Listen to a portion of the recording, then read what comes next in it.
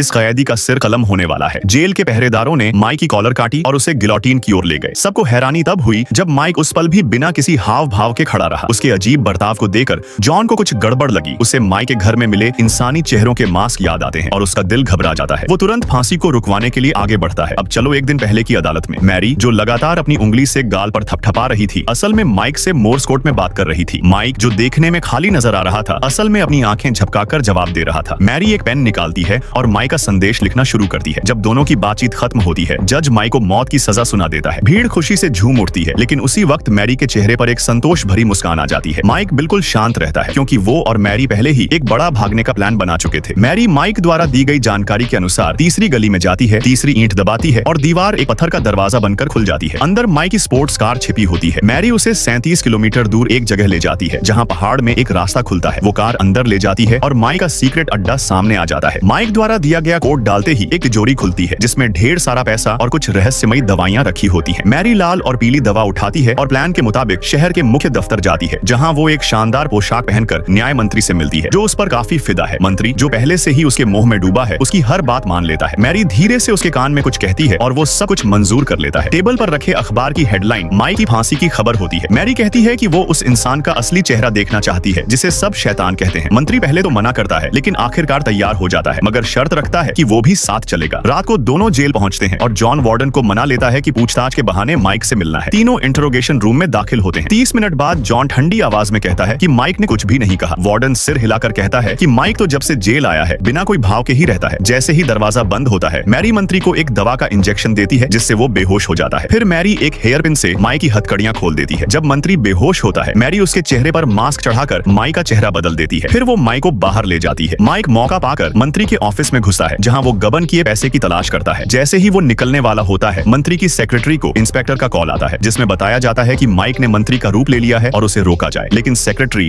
उसे किसी ठगी की कॉल समझकर गुस्से में काट देती है। माइक, जो सब सुन रहा था, जल्दी से वहां से भागता है। उस पुलिस वाले के सामने से निकलता है जो उसे पकड़ने आया था। फिर वो बाहर निकलकर मैरी की कार में बैठता है और दोनों वहां से निकल जाते हैं।